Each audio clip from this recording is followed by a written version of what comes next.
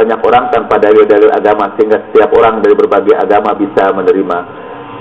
Bisakah Bapak tanpa berdalil agama membuat tulisan atau buku yang memberikan pencerahan kepada semua orang? Oh, tentu saja bisa. Tapi sebagai seorang yang beragama, saya menganggap bahwa agama adalah sumber inspirasi yang paling utama. Dan saya juga belajar bukan hanya dari Gede Pramono, saya juga belajar dari Stephen Covey yang juga memberikan nasihat-nasihat tanpa dalil-dalil agama.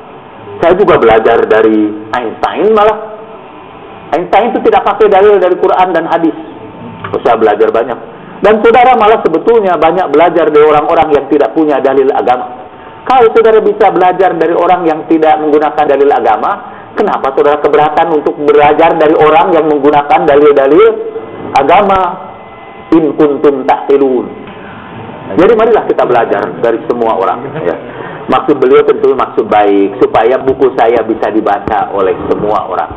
Alhamdulillah itu ada beberapa buku saya yang dibaca oleh semua orang. Buku saya psikologi komunikasi, ada juga dari agamanya di situ. Tapi itu dibaca oleh semua orang.